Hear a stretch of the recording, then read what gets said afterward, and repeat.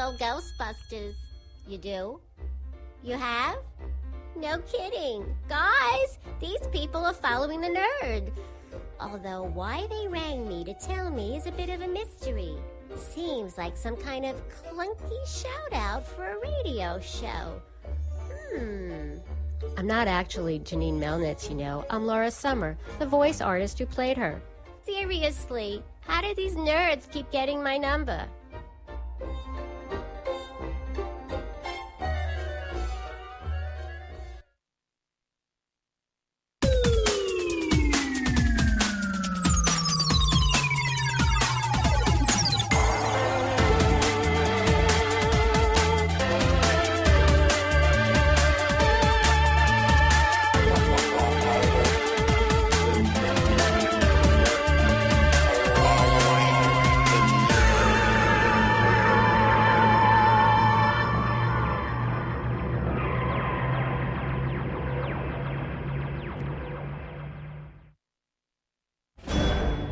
We were able to build a miniaturized arc reactor in a cave from a box of scraps.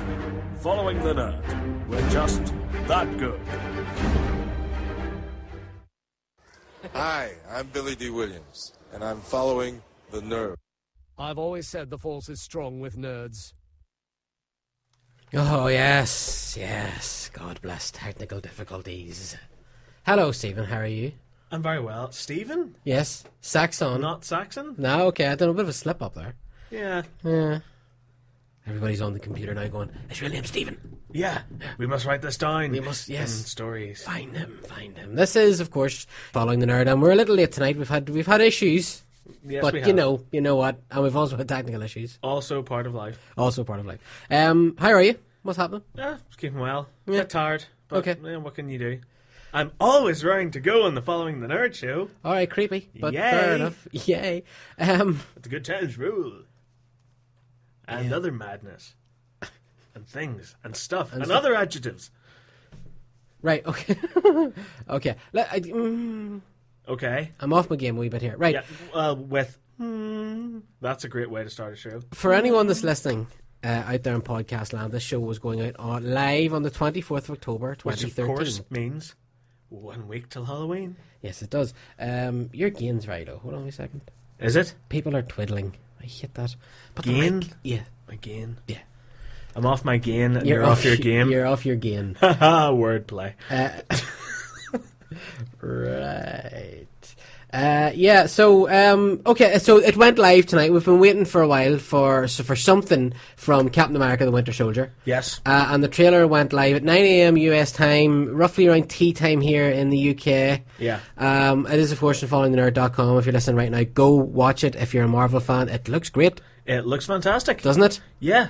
I love how it's so different from anything we've seen before. Yeah. Like, even looking at the trailer, like the first movie, the first Avenger, it was all very sepia tone, very 40s. This one, it feels so modern day, you know, like it's out with the sepia tone and then with this kind of blue filter now. Yes. You know, it almost feels like a thriller along the lines of 24 or something like that. In fact, of all the Marvel movies, for me, it feels like it fits in the most with Agents of S.H.I.E.L.D. It feels like a natural continuation of S.H.I.E.L.D. because even Iron Man 3 had a different feel and a different look to it. Yeah. But this has, as you said, is that clean, sterile, sort of very... It's very crisp, isn't it? But, you know, I don't know what site it was. I was going through some pages today, seeing what people were saying about it and everything else. And, I mean, it seems to be very positively received across the boards, literally. Yep. But one of the sites said that it very much points out why Agents of S.H.I.E.L.D. is so inadequate. When you watch just this trailer, yeah, you sort of realise what's missing from Agents of S.H.I.E.L.D. Yeah, a buttload of helicarriers. Yeah. But pointing out, of course, obviously in the trailer you see what happens when Tony Stark isn't around to fix a helicarrier that's falling from the sky. Yeah. Things go boom. And, you know, this seems to be a theme with the first phase one of the Avengers movies was basically, obviously, an introduction to the characters. Or here's Hulk, right? Then we had Avengers where they came together, they formed the Avengers. I'm going somewhere with this. Hold on, I'm going somewhere with this. They faced this insurmountable enemy, the aliens. What do you call the aliens? Chitauri. And then it was a happy end. It was good. It was all good. Yep. But Came together, happy ending. Where's this going? Where I'm going with this is, right, we've had the introduction. we've had the forming of the Avengers, right? We've had the happy ending. Iron Man 3, easy. Iron Man 3 was, Tony Stark took a hammer in that movie. He did. In this movie, it looks like S.H.I.E.L.D. and Captain America are going to take a serious hammering as well. Anybody that's read the Winter Soldier story will know that this is a big part of Captain America's life. Yeah, and if you watch Thor The Dark World, you'll see that Thor gives a hammering. Da-da-da-da-da-da. Right. Sorry, yes, please continue. But yeah, and the Thor trailer in that as well, it looks very dark. It looks, like, again... Clues in the title, yeah. Yeah, so... but what I'm saying is that we had the introduction, we had the Avengers, which was kind of a happy, fun affair. This looks like a whole different...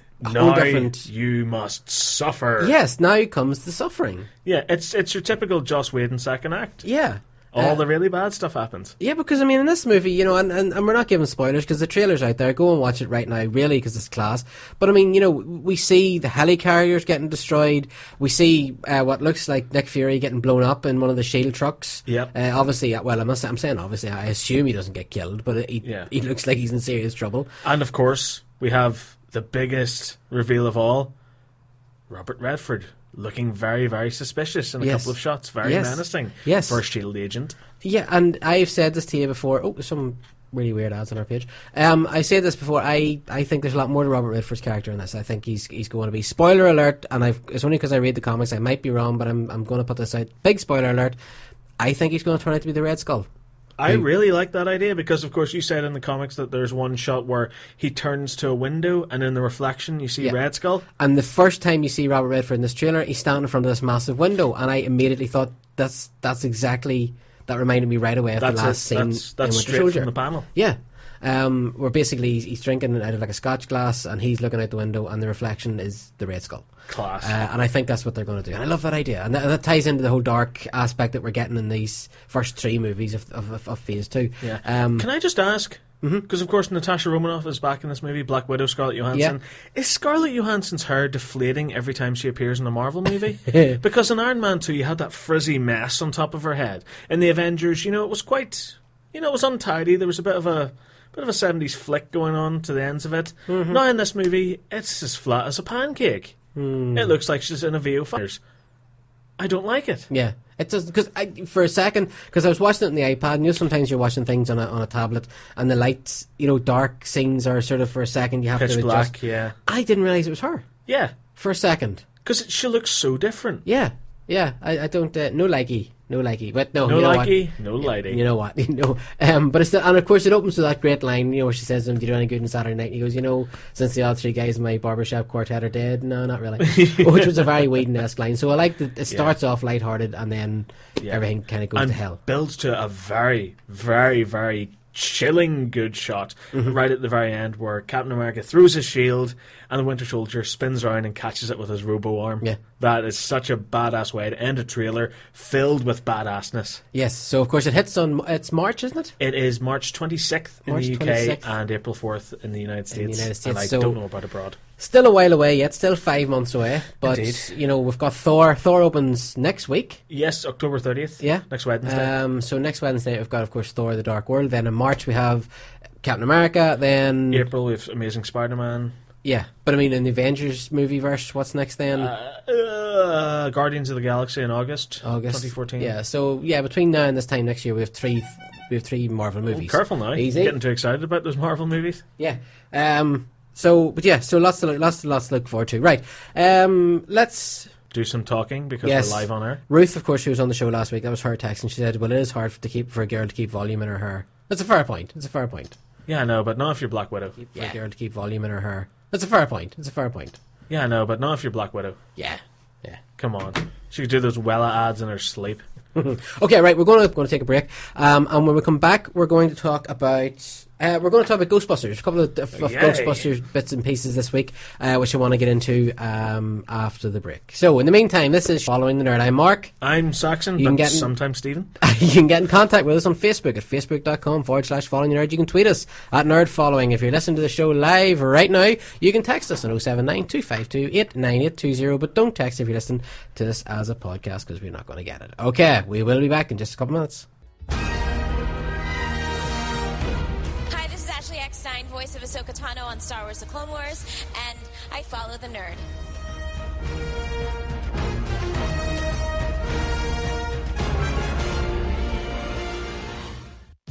I'm Philip Glenister, Gene Hunt, and I'm following the nerd.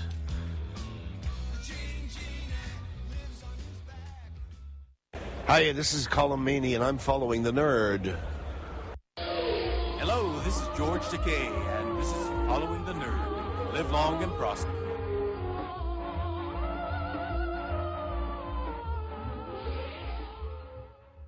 If there's something strange in your neighborhood, who are you going to call? Well, the police, of course. Following the nerd, we kill the cliche that just won't stay dead.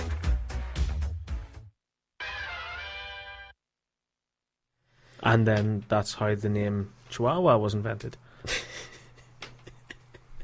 And we're back. Yes, we are. But we led in with a little Ghostbusters tease. I know there's a lot of Ghostbusters fans out there. We're big Ghostbusters fans. Yes, we are. Aren't we? Yes, we are. I mean, there's been a couple of bits of news this week. Last Saturday, I think it was announced by IDW, who, of course, are handling the Ghostbusters comic books at the minute. And they're handling the X-Files, but it was announced that there's a Ghostbusters and X-Files crossover coming. Comes in February next year. Every single fanboy's jaw immediately hit the floor. Yeah, and interestingly, the response was, "Oh no!" And some people were like, "Oh, this is brilliant!" And I was somewhere in the middle until I found out that Eric Burnham, who of course we've had on the show, we're going to have back on the show very, very soon, who writes the ongoing Ghostbusters series, is going to be writing the Ghostbusters part. I tell you, we'll go into a bit more detail of this. What's going to happen is next February there's going to be a 2-part series featuring the Lone Gunmen. For anybody who doesn't know, the Lone Gunmen were like a group of conspiracy theorists that worked alongside Mulder and Scully. Is that fair to say? Yeah. More or less. They had actually a series of their own, isn't that right? It lasted for one season. Did it? It did. Yeah, I think it lasted for one season. I missed that. Right. Interestingly about it, their first episode, right? Not to get too political, but their first episode was about a terrorist plot to fly an airplane into the Twin Towers. Easy now. And that episode was never screened, but it is on the DVD. If you buy it, it's an extra on the DVD. Wow. And that was the episode, but it never. I don't think it aired in the States. That's chilling. Yeah. So the Lone Gunmen, they were part of the X-Files. They came they came in fairly early on. It was Frohickey and I can't remember, but anyway. So they kind of worked alongside Mulder and Scully in the X-Files. Now, the story is that in this limited series, from what we're hearing, there's very little information trickling out about this, but what we are hearing is that the Lone Gunmen get their hands on a document from the future, and this document, it basically charts a virus or a plague that wipes out humanity. And in this document, it mentions mysterious creatures living under the streets in New York, which is, of course, TMNT, Teenage Mutant Ninja Turtles. A bunch of guys in New York who claim to be able to capture and contain ghosts. Obviously the Ghostbusters. And strange rumours about giant robots that can turn into cars and planes and trucks. Transformers. Which is, of course, Transformers. And then what happens is, basically, Mulder and Scully send the Lone Gunmen out to investigate these phenomenon. Yeah, right. I love the idea that Mulder and Scully and the Lone Gunmen, the Teenage Mutant Ninja Turtles, the Ghostbusters, and Transformers all have a shared universe. Yeah, I love the idea that while the Ecto-1 is travelling down the road with the Ghostbusters in it to tackle some sort of problem, some sort of spiritual problem, in the next street over, Bumblebee and Soundwave and Megatron are having a bit of a 3-way brawl. Oh, easy. Yeah, I love that idea. Yeah, does this mean now that whenever we're sitting and watching Ghostbusters, in between watching Ghostbusters 2, we can watch one of Michael Bay's movies and the first Teenage Mutant Ninja Turtles movie?